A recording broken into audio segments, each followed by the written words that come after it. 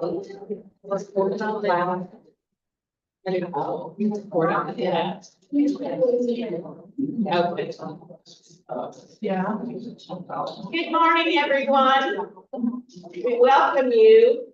The meeting is being called to order now. You've got a list of we're glad to have you all. We didn't expect, well, we thought we might have as many as this, but it's interesting because we only have 40 chairs. So those of you who got here first, yay. We'll do the ballot draw before we do anything else.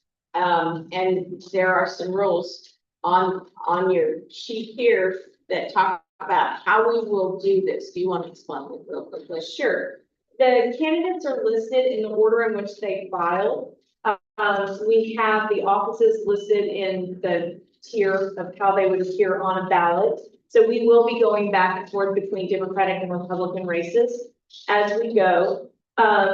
If a candidate is here over a representative, a candidate will draw over a representative. If two candidates are here, the candidate who filed first will draw, even if their name is not listed for. Okay, we'll begin.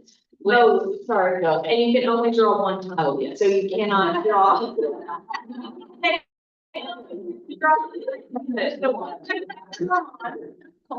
is it. Okay. So the first race is for the Democratic U.S. Senate. We have two candidates, Hallie Schaffner and Mayor Ethan N. Dunbar. Do we have anybody, either of those candidates? No. Representatives of those candidates. All right, our commissioners will draw for them. Draw for Hallie Schaffner. First for Hallie Schaffner. Yeah, open it up.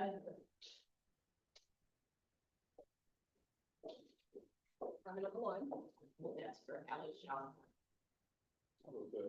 Mayor Ethan and Dunbar. That's what this one should be. Two. Not a hard one there. Okay, the next race is for the Republican candidate for U.S. Senate. We have three candidates: Senator Tom Cotton, Jeb Little, and Micah Ashby. Any candidates? Any representatives? Okay.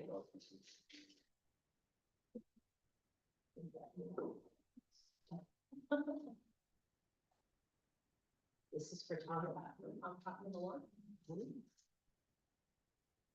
And this is for Jeb Little from the brief.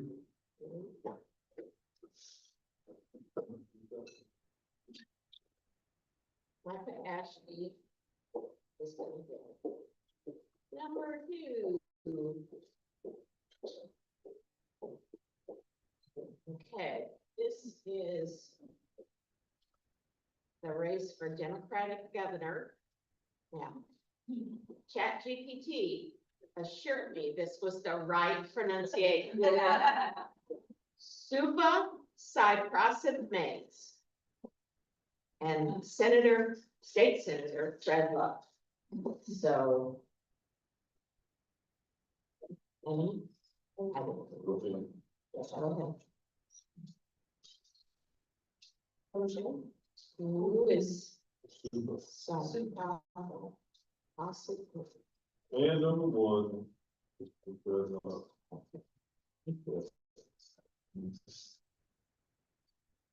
All right, next race is Republican Secretary of State. Three candidates: Judge Kathy Harden Harrison, Senator Kim Hammer, and Brian Norris. Any candidates? Any reps? Norris. Come on up.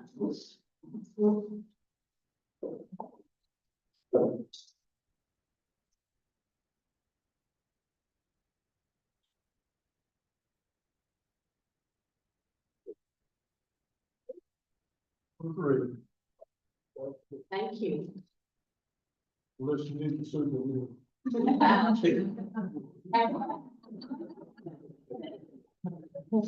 Okay, any other candidates or reps? Okay.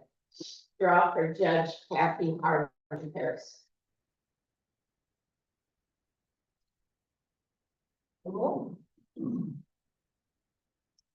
So, thinking, That's it. The hammer was number 2.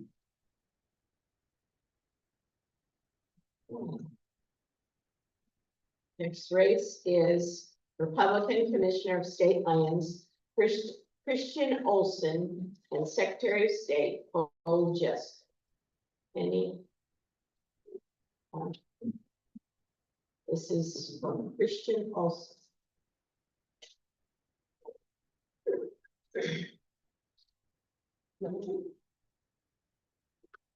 So these more Secretary of State.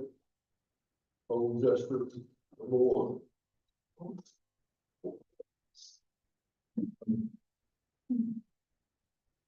Both will get heavy. Now we have State Representative District 24, 2 candidates, Charlene Fight and Melissa W. Cole. I'm representative for 5. Okay.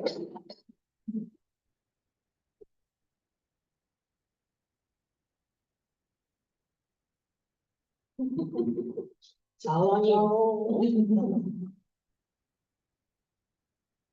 We got one. One, three.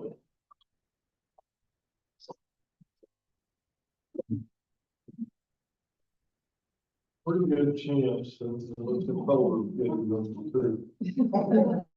So, yes. Okay, let's get to page 1. Next, County Judge Republican candidates. We have 3. County Judge Patrick Deakins, Tim Shepard, and Mark Scalise. Here's one. There you go.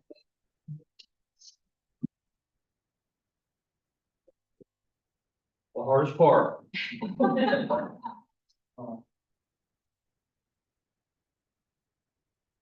No, I will be souvenirs, but oh, sure. we'll see them there. Tim Shepard.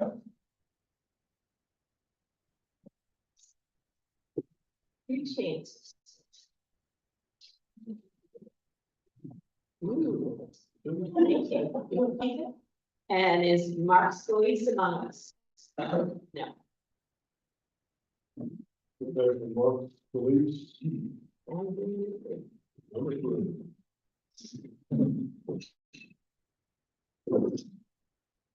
Okay, moving on, County Sheriff Republican candidates are Mike Stewart and Sheriff Jay Angelo.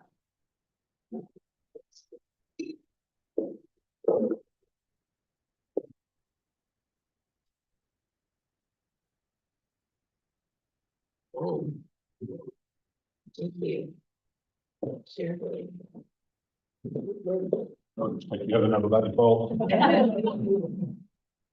No, she might get really lucky today.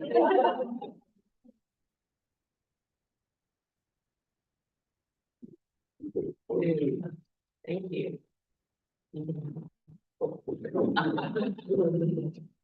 Okay, then we have collector. We have 2 Republican candidates, County Collector Angela Wood and Myra Collins.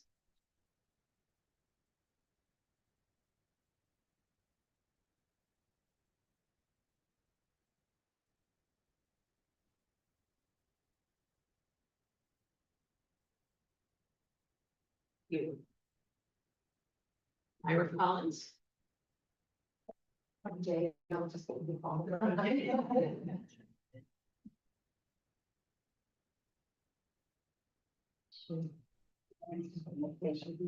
Oh, there you go. Okay, next we have 2 Republican candidates for county coroner, William Mason and Mike Neville. Okay, so you get to go first.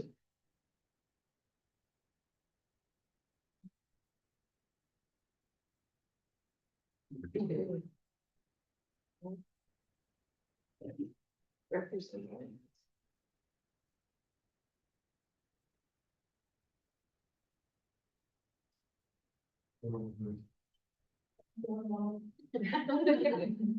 Thank you.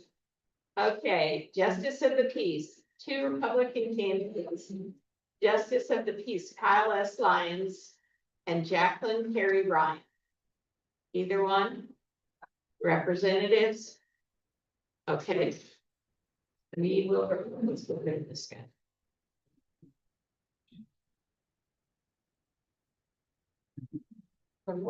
Kyle Lyons is number 1. Jacqueline Carey Ryan will be first. Yes, it will if I could ever unfold. Okay. Democratic Justice of the Peace District 7, 2 candidates, Sherry Mange and Andela Hines. Your name. Okay.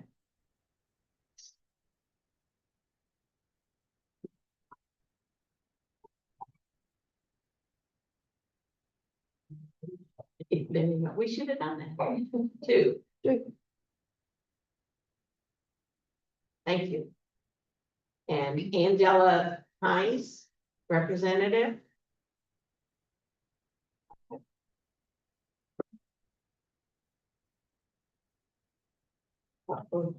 One. I hope that wasn't somebody who needs to be. Okay. Democratic candidates for Justice of the Peace, District 10, Frank Jensick and Councilmember Diane Bryant. Either one.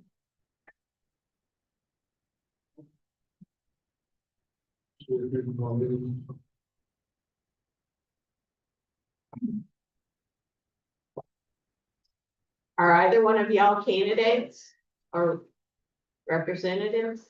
Are you a candidate or a representative? Candidate, Which office? I'm Rachel Eubanks, tax collector. We haven't done it.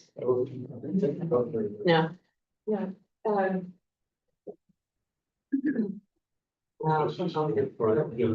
Okay, yeah, that's for Frank Jensick, number 1. Councilmember Diane Bryant. There's 2 chairs right up here. What was number 2? Ew. Okay. On to Republican Justice of the Peace District 13, we have 3 candidates. Justice of the Peace, Willie E. Lemming, Greg Hiroso, and Ty Davis. Come on. Thank you for doing this.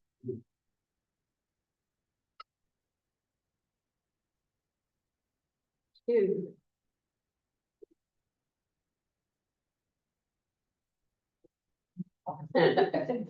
Okay, either a representative or the person, Willie Lemming or Ty Bates.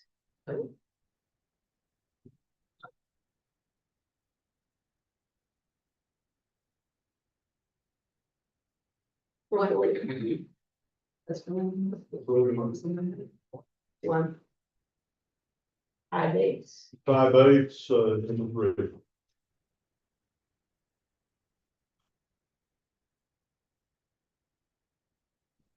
Okay. Republican candidates for Constable 1. Chantel Perrier and John David Duggar. Either one? Chantel. John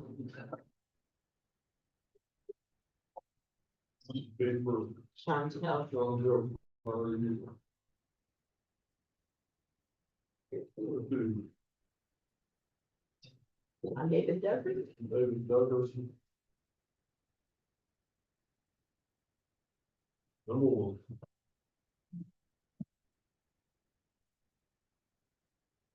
Constable District 2 on the Republican ticket.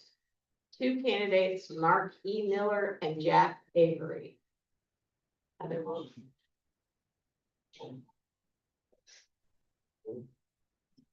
Mark E. Miller.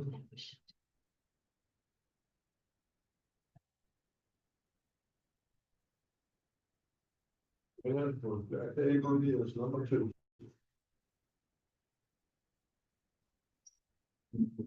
Moving on to nonpartisan judicial candidates. State Supreme Court Associate Justice position 3, we have 2 candidates, Arkansas Supreme Court Justice Nick Bronny and John Adams.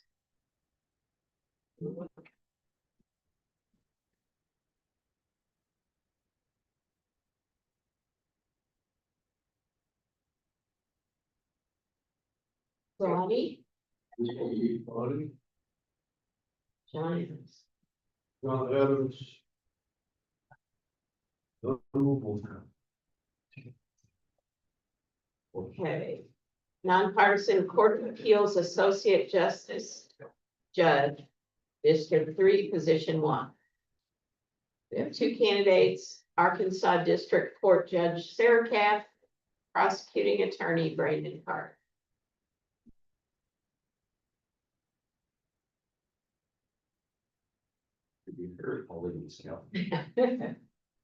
Number 2.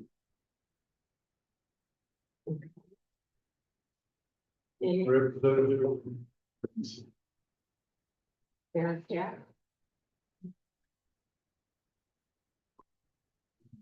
Judge Sarah Stathis. Number 4.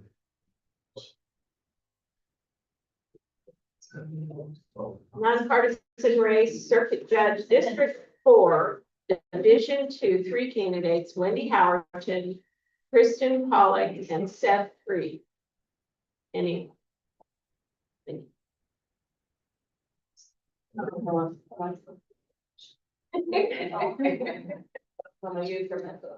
you go. Number Number 1. 1, you got it. Kristen Pollock. Number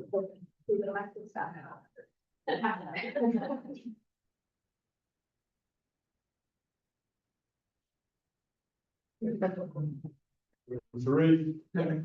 Yes. Seth Freed.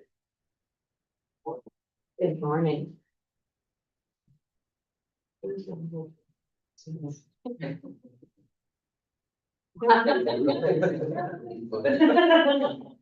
Want that? Yeah, not that funny. Sorry. That's all right. I'm gonna grab it. Oh, What left to do? okay, Circuit Judge District 4, Division 2, 2 candidates, April Rye and Maria McSpirit. That's Division 3.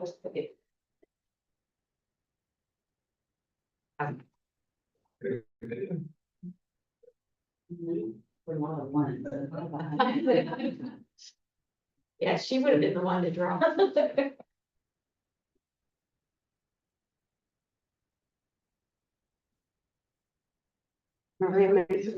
This man.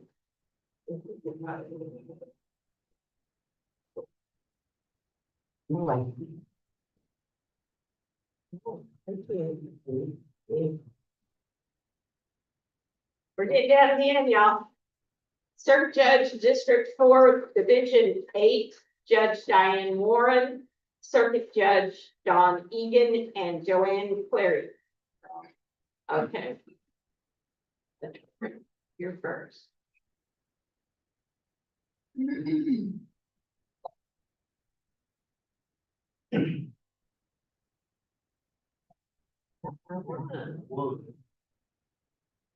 Thank you.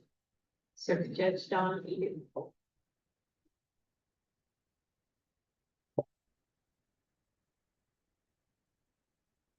Two. Joanne. Oh, there. Excuse me. You know what you are, yeah. Answered anything. Thank you.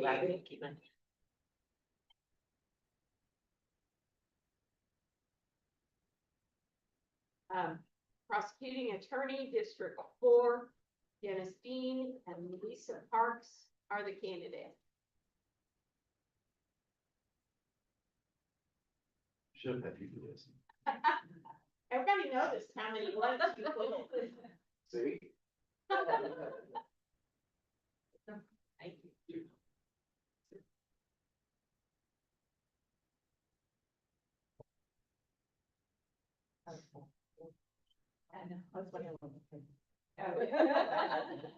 Yeah, those, you know, you can get a little awkward. Thank you. Okay.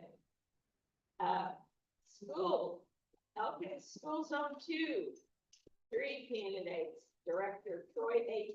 Dressler, Courtney Tannehill McNair, and Michael Clint Ferguson. How we doing here? Come on up.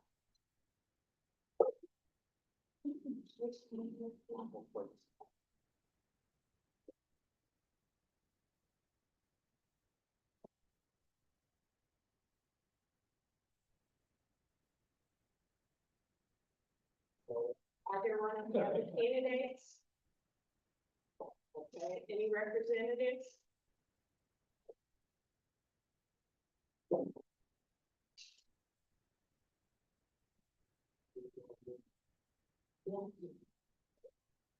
That's for Troy Kester.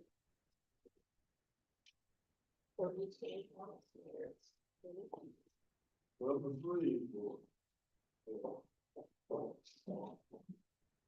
Last but not least, Lincoln School Zone 3. We have 2 candidates, Director Jennifer Wilson and Lisa King.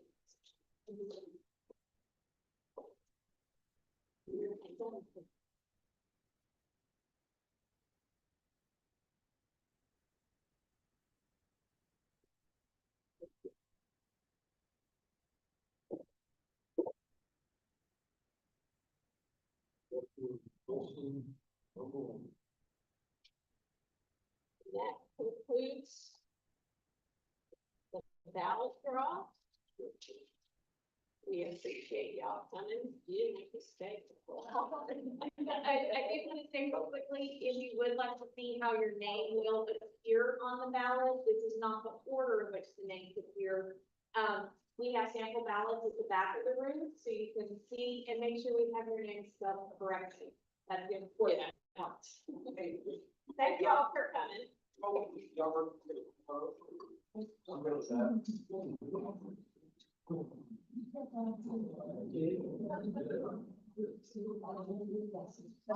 no.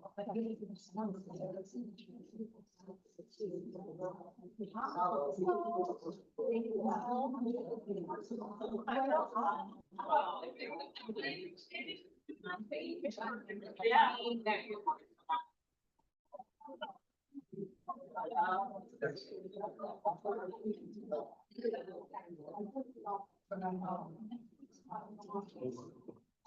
Very good.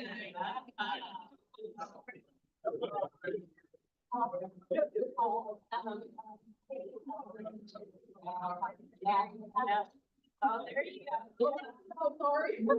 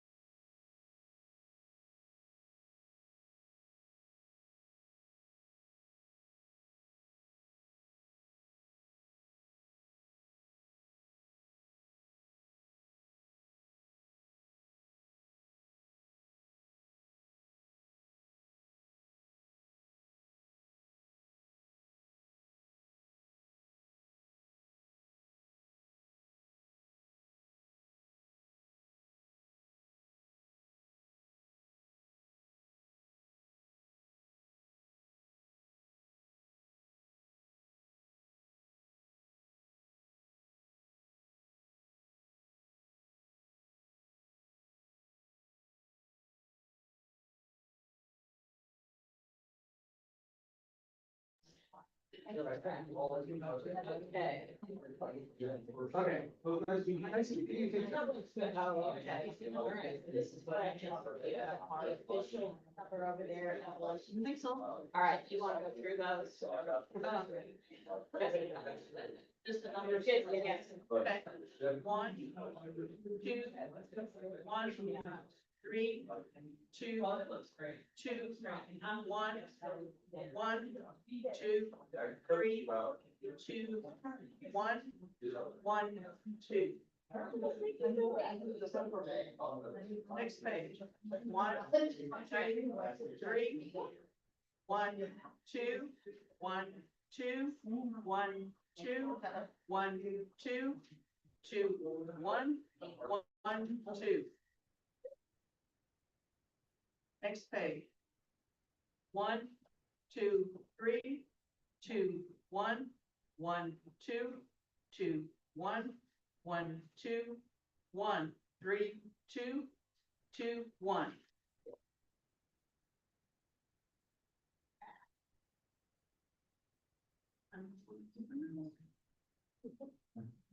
Okay, last page.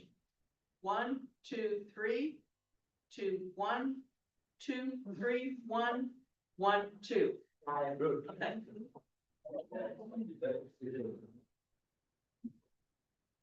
Now, we need the commission to sign, yeah, This copy. that copy, okay. Good. And can I do a copy of We, later? yes, sure. Okay, now that that's done, next item of business is approving the minutes. Robin said you've read the minutes, so as shown you can. So,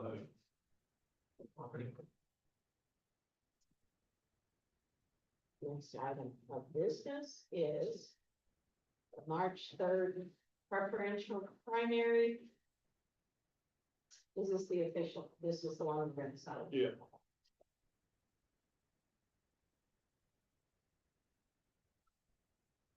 I had a short signature at the table this time. Ah.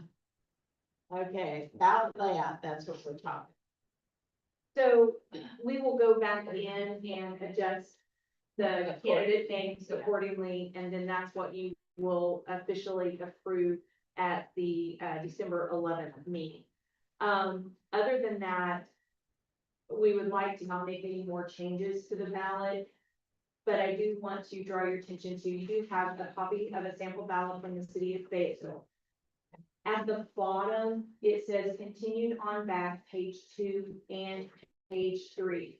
If you'll look on the back of page or sheet 1, the back it says page 2, and in the second fiscal sheet says page 3. We think that that's going to be the most effective way for us to communicate that this is a 2-sheet ballot, and please look at the back. Of course, that this is only for absentee voting. This is only for those voters who receive that. This will be the same setup for both Democratic and nonpartisan ballots as well. But I wanted your approval on that language, and that's the only other change really we've kind of made to the ballot since we first started at that. I think it looks good. Would it be value to put a comment after page 2 down here at the end of the back, page 2, comma, and page? So we went through a couple of questions. Should we have put page 2 in parentheses because we're wanting to continue on back and put page 2 in parentheses? And then when it laid out on 2 lines, the parentheses looked kind of funny. But we certainly can put the parentheses back if you think that is more effective, or we can put a comma. That is, One of them, maybe a little bit Don't of need a comma. separation, so so do you think the parentheses maybe? I don't know, if anybody else have an opinion. Now, they will get a note inside their absentee letter with more explanation on what this is, but, that was, We don't need a comma. Well, I don't know. Sorry. No, go ahead. I mean, We If you could, want to put a comment, we can put a comment, but we it's, could remove the page 2 and just have it say continued on back and page 3, Mhm. if you think that is less confusing. Continued on pages 2 and 3. What I would say. So page 2, though, we want them to know they need to go to the back. So you want though to remove back and just say continued on page 2 and page 3. I would like the continued on back, because it indicates that you have to flip it over. And they're used to seeing that language continued on back. We've used that before. Just a thought. I'm good with it. What do you got? But the parentheses push it to 3 lines. No, the parentheses, the parentheses, when we wrote it out, made sense when page 2 was on the same line as continued on back, but we can't get page 2 to be on the same line. Because while this ballot, it appears that there's plenty of space right here. There's one ballot where this goes all the way down and we barely can squeeze this in here. So we also have to think in terms of, we don't have the same real estate on every ballot space. And I don't remember, but I feel like when I put the parentheses in, it tries to kick it to 3 lines. Yeah, Oh, and that was our kind of compromise is, because not every ballot has the same real estate.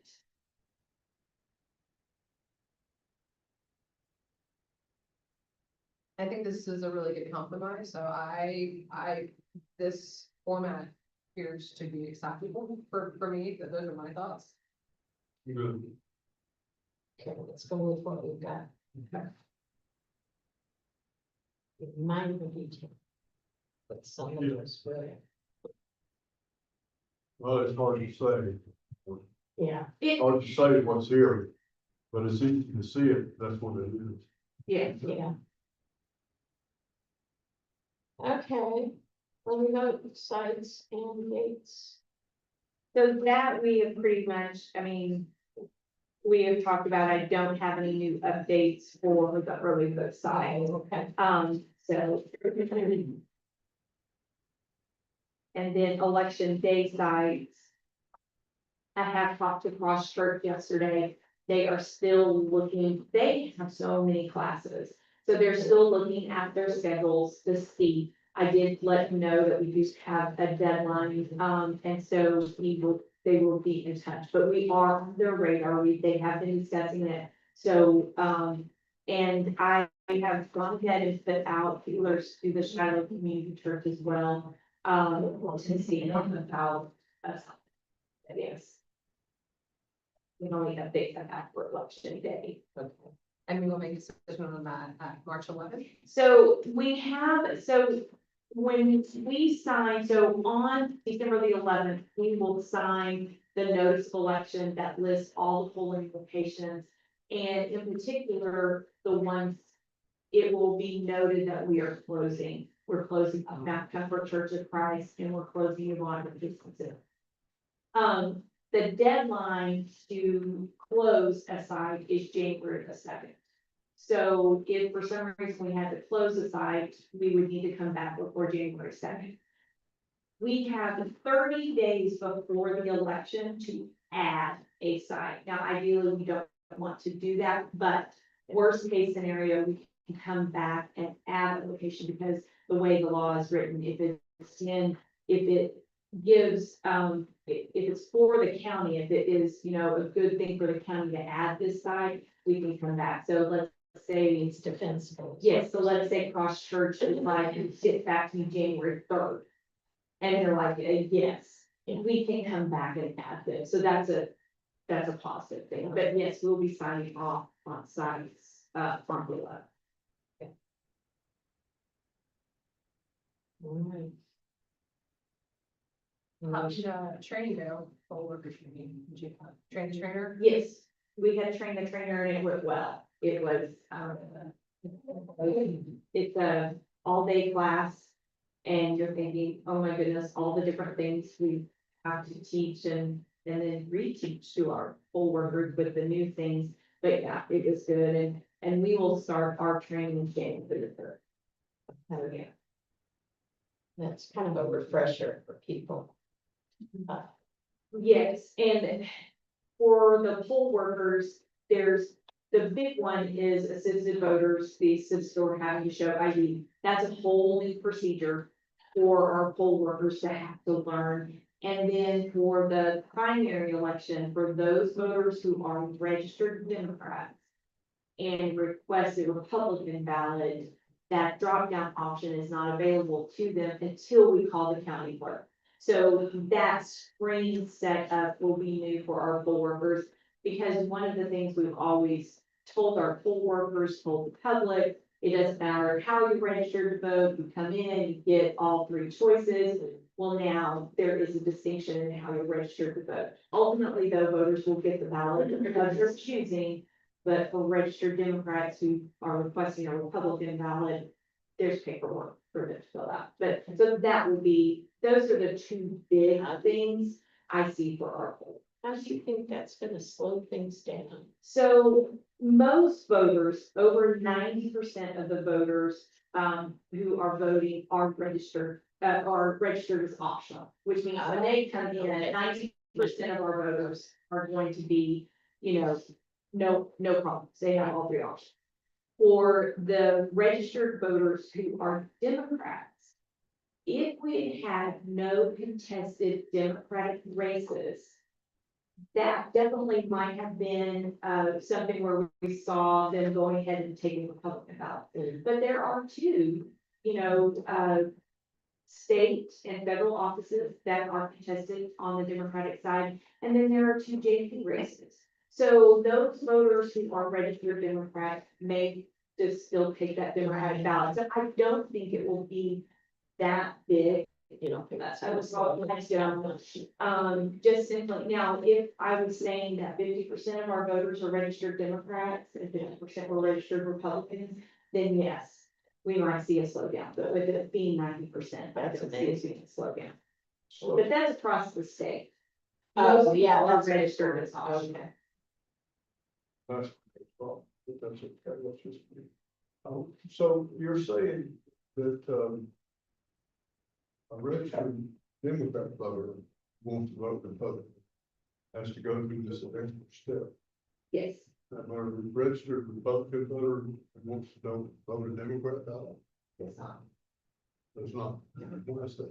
Because So- the party, it's up to the party, so when the Republicans voted, they chose to close their primaries. And this was the big distinction is that this was a rule change. And the law did not change setting when you had to change your party affiliation. So that's why we are able to change party affiliations on the day of voting. But you, But we are. I remember that. encouraging people- Yeah, I remember that did that. Yeah. Statement. But I thought that had been reversed. Because I think there was discussion of that first, but I'm hearing they did not. I think what it also had been discussed 2 years previous to this was only allowing registered Republicans to vote. Yes. In the Republican primary, and that would have necessitated a much bigger kind of, Law change. yeah. So I think this, rule change that the Republican Party introduced, should only have a minimal effect at the polls, during voting. We'll see. and we have been encouraging people to check their voter registration to figure out how they're voting, to do it as early as possible to minimize the time that they have to spend in voting lines and at the polls. And the other thing too, so definitely if any public is listening or, goes back, you can only change your party affiliation by filling out a voter registration card. In the past, you might have been able to call the clerk's office and the clerk could have done it over the phone and made notes because it passed whatever ballots, how you wanted to say. But now the clerk's office will be shared records of those changes so that no one could just call and make a change for someone. Oh, yeah. For various reasons, but so those will actually have to be done with voter registration cards to make that change. Okay. Right, other business. I think we are adjourned.